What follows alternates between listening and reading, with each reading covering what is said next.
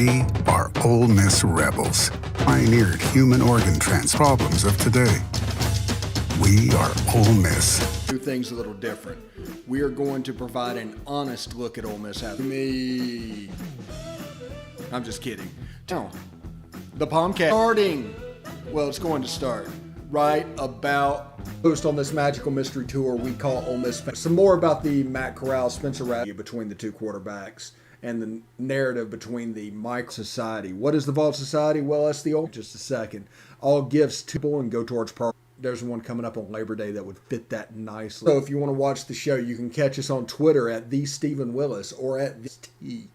Give us a follow there. You'll always know when we're live streaming about, and you can decide whether you hit the bell on YouTube because it's gonna tell you a little bit what's going on, so you can get like a sneak peek. That's all one word. That's what we're doing. The videos that is really cool. The video are at now, and that is the optimum length even more as our to the way to our all-time record to the record, and you're halfway through the month. You're doing Stitcher, SoundCloud, Spotify. We'd be here all day, and we'd be longer than that 26-minute thing I was just telling you. And it's actually draft people. And then you look at the micro list. And I like to go back and forth with Spencer. I think, guys, and 5 yards passing with 18 TD, 55 yards in the Big 12. Mayfield won the Heisman, and Jalen Hurts. Those are not Heisman numbers. Those might have been 1988 Heisman numbers. The Steve Spurrier brigade was in there, and they were throwing the ball over a little bit. And we may be sent as number 25 on their list. Everybody runs the stuff that he ball coach. In Oklahoma, Oregon, I have no problem with him at 25. And I think we're still dealing with a not elite, but he's known for his assuming the system quarterback. It makes me wonder top 25 quarterbacks. But he is a good quarterback. Emory Jones, Florida, number 21. They tried to Kyle Trask him and Squarebus Ralph and Nick Fitzgerald, which I think he's using because he has a skill. Going to be interesting. Good course, really good. Malik Cunningham hurt him this year without that running back, and to Louisville Courier Journal hadn't done a thing. This is all in his son's name at Boston College. 16. This is right around the area that I like. Bowl game barely is in the Nick Marshall mold now. Once he gets to Central Florida, strong Nevada, don't know too much. Is in a little bit of hot water right now. 14 seems like for that one touchdown he scored against Penn State, for my liking. Grayson McCall, he hasn't played that much. I don't know. Iowa State cut down on the turnovers. Benson turns it loose. JT Daniels can spin a little low on this list. They get defense from Houston. He's an athlete playing the quarterback position and great guy. And he should probably be in somewhere fit the mold of a Gus Malzahn quarterback. Say that, just doing the drop back passing game. The Jarrett Stidham was probably the best that he had at quarterback, and the offense still just was very lethargic and struggled because you really need that quarterback run game threat in the Gus Malzahn offense to go against that running back. So it'd be interesting to see. Number 4, Matt Corral. Yay, top 5. He's in a good spot. I have no problems with him being in that spot. I was actually a little bit excited that I saw a list with him in this spot because this is about where he needs to be. Now, the other one, DJ Ugalele from Clemson. I hope I got that right. Big guy, only 2 starts. We don't know. He also doesn't have that running back in the backfield. Now, Clemson always recruits fairly well, but not like Alabama. There could be a drop-off there. So we'll have to see. Sam Howell, North Carolina, air raid quarterback. Phil Longo, Jordan Ta'amu, Graham Harrell. Same thing I said about Keaton Slovis applies to Sam Howell. And number 1, Spencer Rattler, the automatically assumed guy. They see a list, and all of a sudden, it's becoming a unanimous thing for him being the preseason favorite to the Heisman. Almost like we should just give it to him now. His numbers do not say that. The way he plays did not say that. They didn't make the playoff last year in a weak Big 12. They've done all of this run with Lincoln Riley with a down Texas. It's literally a big 1+9 in that conference. Now that Iowa State came in, but they're beating Oklahoma. Now, what happens when Texas gets good? Because they're going to get good with Steve Sarkisian. There is absolutely an excellent chance to see that offense break out and Texas become back. We always make that joke, but this will be the first real chance to get it because he's an obsessive recruiter. He is from that Norm Child USC system. It's going to be fun. I want to see all this against a Steve Sarkisian, Texas, and a Matt Campbell, Iowa State. So that is the list. It's actually a decent list. It's not horrible. I'm not upset terribly by it. But, there's still some things that, you can argue with on there. But Matt Corral is about where he, finally, from a national list, he's about where he needs to be because it's just a disservice whenever you drop him down below other SEC guys. It just really is. We're going to take a short break. When we come back, we are going to talk about a little bit about unnamed sources and everything like that. Give you a little background for me in the media and warn you about a little bit of the pitfalls that come with media and why they're being used at all. So stick around and we'll be happy to tell you all about that good stuff. We'll be right back.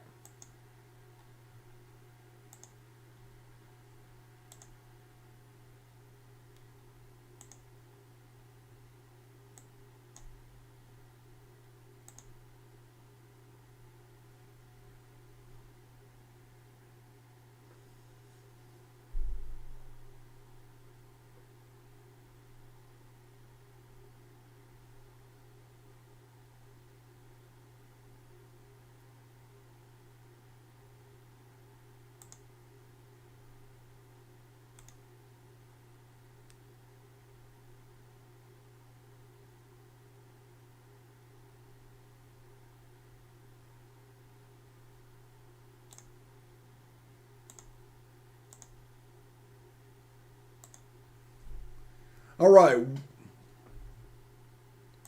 welcome back to the POMcast on this situation. We're doing things a little bit different. We're getting ready for our ad rush. We haven't actually started trying to sell anything at this point. We've been having too much fun creating content at this point for you guys. But we are getting the POMcast set to be able to handle advertising and the other shows like that. The only thing we do is basically the Vault Society and the rebelwalk.com, which I'm going to tell you about right now.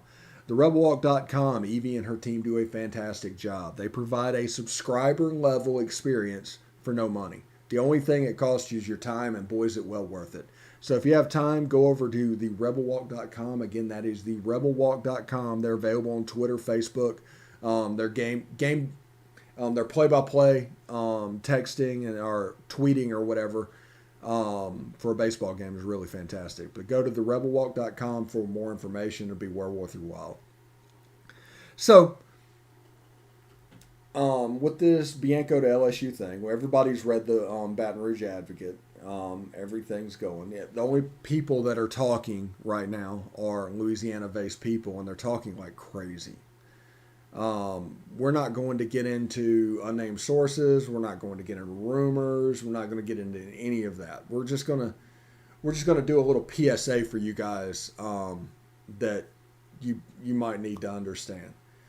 I have a source down there, and this is good as anybody on this search, but I'm not going to play this game. I'm not going to go into whispers, innuendos, and hypotheticals. When there's something to talk about, we'll talk about it. But there are unnamed sources all around the internet. You can see it on Twitter. You can see it on message boards, yada, yada, yada. I've been in the media for close to 20 years at this point.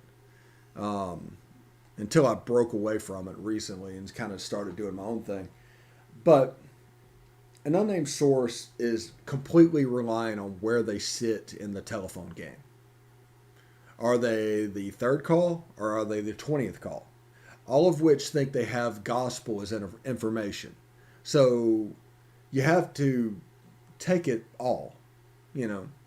It's they're going to sound extremely confident. And that's the reason you have Twitter like Todd Walker talking about Mike Bianco yesterday interviewing in LSU. That doesn't sound right. It doesn't meet the timeline. That's the reason you hear 13 different versions of the same thing going on. It's not because, some people are making stuff up, but some people are basically playing telephone. And they're getting information seventh and eighth hand. And that has changed so much from the original that it's not even looking anything like the original. So you have to be careful with things like that because that can really burn you. Especially as my boy Jake Crane says, when you're trying to win the water cooler. So you have to be careful about that. I do believe probably that Mike Bianco is going to take the LSU job. But I'm not going to come out here and say unnamed sources is doing this. I'm not going to play the hypothetical game with you. I'm not going to play the rumor game with you. I'm not going to play the whisper game with you because it doesn't make any sense. Whenever there's stuff to talk about, I will talk about it. I'll talk about it after the fact. It's no sense getting upset about hypotheticals or happy about hypotheticals because at the end of the day, on a thing like this, there's two things you need to understand. This is a 50-50 proposition. You can make a bet. It's like betting red or black in roulette. You can make a bet one side or the other and play your whole coverage of hypotheticals and everything leading to that point. If it doesn't happen, it doesn't matter. There's no consequences for it doesn't happen. That's the reason I call them weathermen. And stuff like that. Because there is no consequences for that. And in the credibility game, it just doesn't matter. But the reason I don't play that game, and the others do, and that's fine. That's what they want to do. The reason I don't play that game is because on Twitter, you have about 1 minute, 60 seconds, when you break a story before it's everybody's story. Is that 60 seconds worth it? Is the time commitment to get those 60 seconds worth it? It's not. The information's out. You guys are informed. That's all we care about in the beginning. Anybody that's trying to break stories, it's full goal. It's folly. You're going to have to deal with what you have to deal with, and otherwise you're just, hypotheticals, trying to fill time. And just be careful with that. Also, and some of my good friends do this, but this is just another heads up. Subscribers need coaches searches. Subscriber services need coaching searches. It builds up their cachet, basically, of subscribers, and they can play the fear game. It's all about presenting it in a way where FOMO takes over. That means fear of missing out. What if they have a piece of information that you do not have? Is it worth $10 a month? Is this worth it? It's always going to be, is it worth it? But they play this game every time because when a coach gets hired, the way the cycle works, let's say Lane Kiffin gets hired, there's a bump of subscribers while he is going through his honeymoon period. Whenever that stops, they immediately start going to another coaching search. They need to create another coaching search because it is beneficial for them as a business. I did 10 years at Rivals.com. I've seen this happen over and over and over again. All schools do it. It's just a side effect of the subscriber model. So you have to be careful with what you're getting. I'm not saying anything is made up. I'm not saying anything about that. But the possibility I could call somebody right now and get an unnamed source that the earth is flat.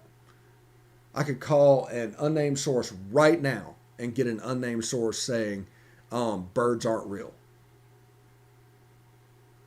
Stuff like ridiculous like that is now permeated our media. And it is the reliance on unnamed sources that has allowed that to spread.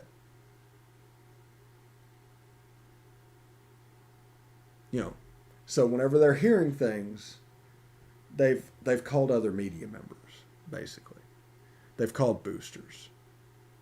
Those are the guys that are sources. They farm information. And depending on where they are on that telephone list, and how good they are at predicting those two sides on roulette, basically, will he stay, will he go, depends on what information seems credible to them. So just be careful. Not saying anything's wrong, but this is just a public service announcement to remind you that, in this media climate, you have to be careful with unnamed sources. You have to be really careful with unnamed sources. If they're not willing to tell them, it's probably at the point that you don't need to listen. When they are willing to tell them, you can probably start paying attention. Whenever Scott Woodward comes out and names a coach at LSU, you can probably pay attention at that point. But, like I said, that's just a PSA. Let's see. Oh, it's 10:27. I'm going to give you a couple minutes back today. Thank you very much for tuning in. We'll be back tomorrow with another POMcast. The debut of Rebel Rankings comes Friday. I've released some honorable mentions the last couple of days on Twitter, so you can catch Rebel Rankings Friday at 2 o'clock. This weekend, I have no video scheduled for the first time. I'm going to relax. I've been relaxing all weekend. Probably going to be some pool days in my future, and it's going to be really great. Just also, PSA, Disney starting June 15th, masks are optional on their property for those that are planning summer vacations to Disney. You still have to have them to wear them on like the monorail and the buses, so keep them there. Also, they're going to start July 1st with fireworks again.